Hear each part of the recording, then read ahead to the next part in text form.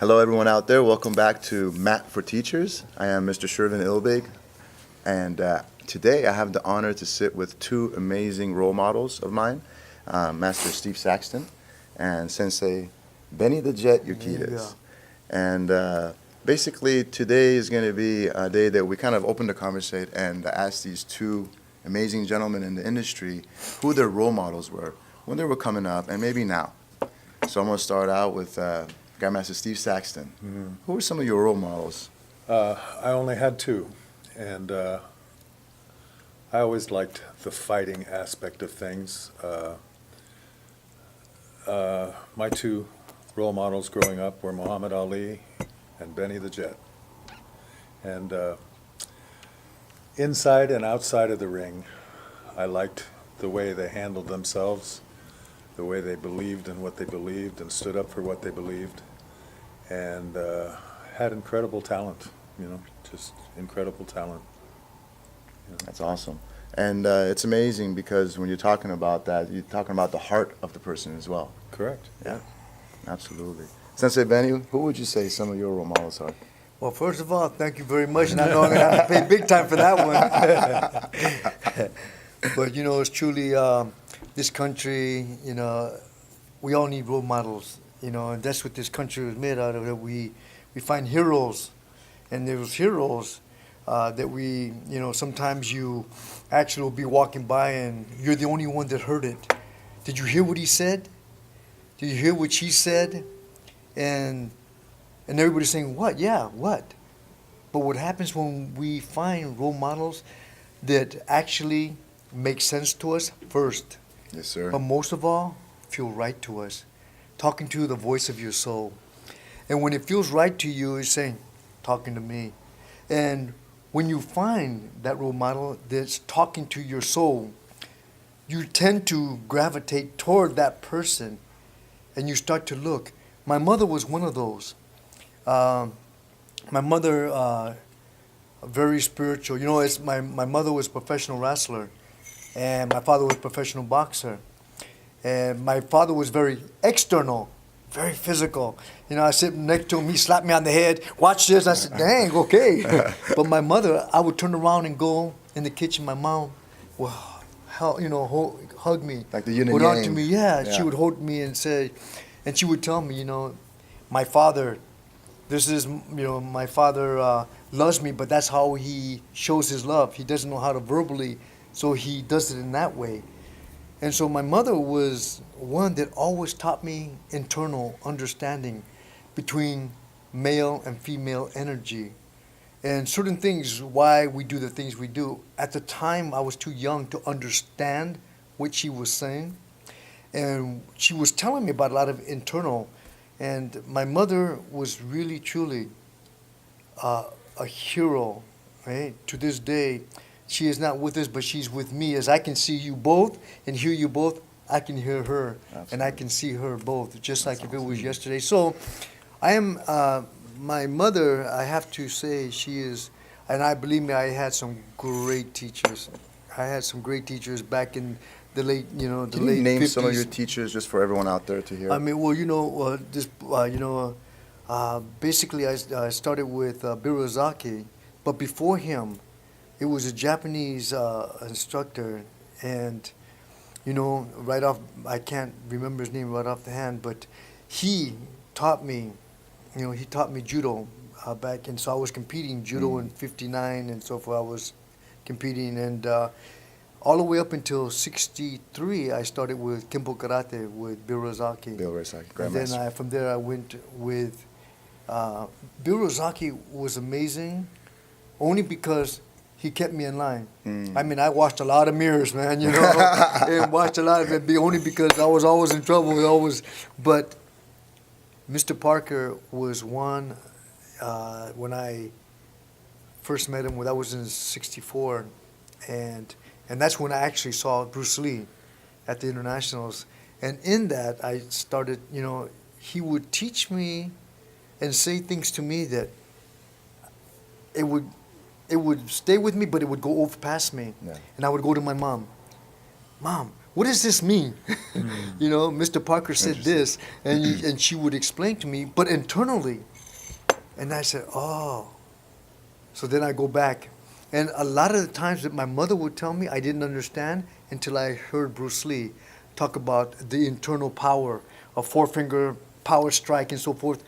And I said, I heard that from my mom. That's it. You connected it. Yeah, but Bruce Lee, for some reason, me visualizing, seeing him as he was talking, he was actually showing me visually, but actually I was hearing what he was saying, and I connected to my mother. So I think that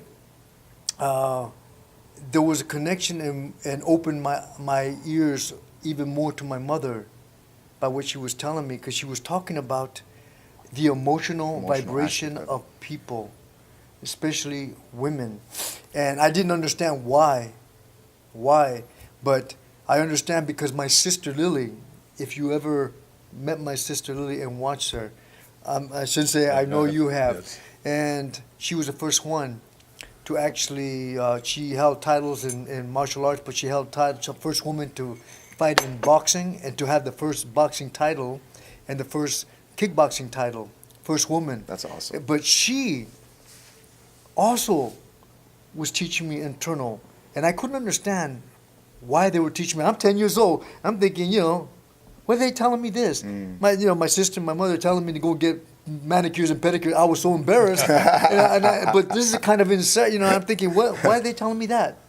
So I really believe that, between my mother, my sister, and my wife, between them three, they really seem to have a triangle on me, and three is a number that's very powerful in the biblical sense and so forth. And I've always went through a spiritual walk, and I think that I've had some great teachers, that we would call right now that, a lot of people said they were legends and they were masters Pioneers. and they were so forth.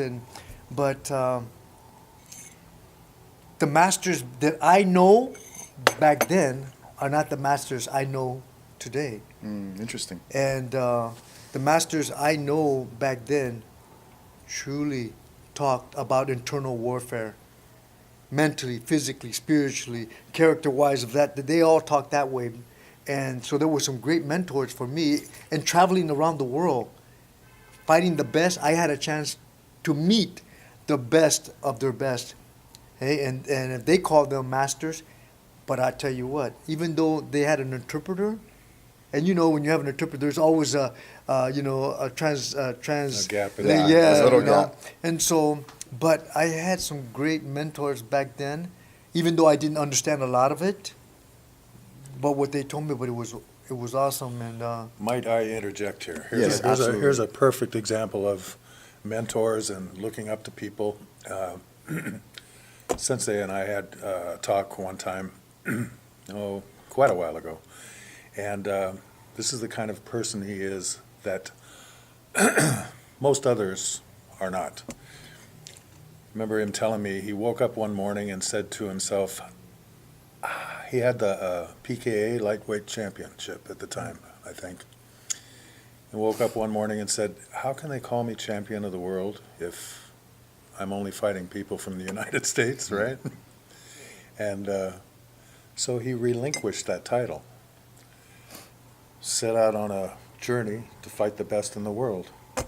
The rest is history, but just that move alone, how many people are going to give up a title because in their mind they say, this has got to be real or I don't want it, Absolutely. That's something, that's a trait in you that I admire incredibly, and that's you. Now, let's take Ali, for instance. Put politics aside, whether you agree with what he did with the draft and all that kind of stuff. You got to realize that back in the 60s, things were a little different. Things were still segregated, Yes. and he wasn't, separate restaurants and stuff like, drinking fountains, things like that. So he wasn't feeling so real, great, and they wanted him to go fight, right? But he died a Muslim, Yeah. but he became a Muslim, and he stuck by it. He says, no, I'm not going to go, I'm not going to, just Go my kill religious people. beliefs. And that move alone, just like Sensei here. Absolutely. They stripped him of his title. 3.5 years of the best years of his life he couldn't fight. Not to mention the loss of millions of dollars, you know. So put aside the boxing ability, you know, which was amazing because that man did everything wrong according to traditional boxing. You know, he fought straight up. He threw right hand leads. He never threw body shots. He was very eclectic. He moved Yeah. around a lot. I mean, he just did everything wrong by traditional boxing standards, but became the best in the world. Yes. Sensei Benny, there's a whole nother story. He was just always great. You know, even from his point fighting days, you were like a Tasmanian devil out there, you know. But I think having And, someone to go to on your darkest, times is so important. And you guys have always been there for me. I know Master Fireboys has always been there for me. It's important. It's important to have that role model, especially in today's era with technology is taking over control. It's nice to have someone to go and sit there and talk to and share their experience with and basically, uplift your soul in a way. Don't you think? I believe a role model is somebody that you look at. Somebody that you look at and you watch it from example of what they do. And so that's a role model. But a hero goes deeper. Exactly. Eh? So, a mentor goes deeper. Eh? It's no longer an outside, it's an inside that makes a connection to you. That whatever they're saying connects to you. All that, because again, only when you're threatened, everything you hide under your bed in your closet comes up. Your anger, your fear, your frustration, your anxiety, all these come up. Why? It has purpose. Our journey, there's this roller coaster ride of emotions, up and down.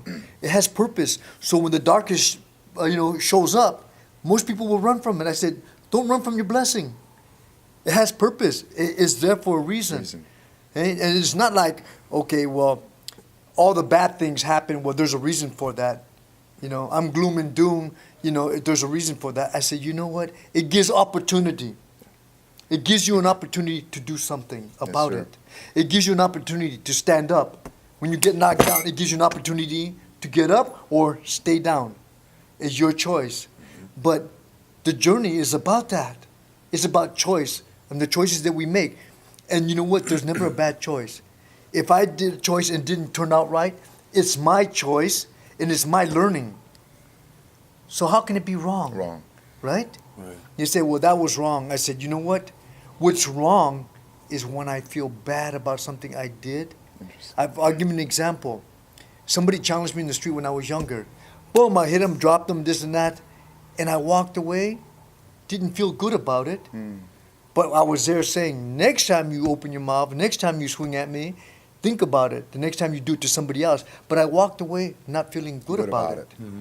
And you know what? I think the voice of my soul is the one that was saying. I've had those moments. Yeah. Absolutely. Since I was looking at you because that was my next question. Yeah, I've had those moments where I later, after the whole incident and stuff, you kind of look back on things. Even till this day, you can remember something. God, I wish I would have handled that differently. Yeah, and been a little more. I could say that too for myself. But you know the good part about it is, remember, we're not our resume. No. We're not what we did. Yes, we did do that. We learned but from that's it. not who we are. No. We learned. Yes. That's it. Absolutely. So in that, it had purpose. Yes. So, to go back and say, well, yeah, I did do that. But you can't judge me from that because I was learning from that. Absolutely. Right where I'm at right now. I want to thank Sensei Benny the Jet. I want to thank Grandmaster Steve Sexton. Today was a blessing, and hopefully you guys, learned a little bit something about this clip. Os.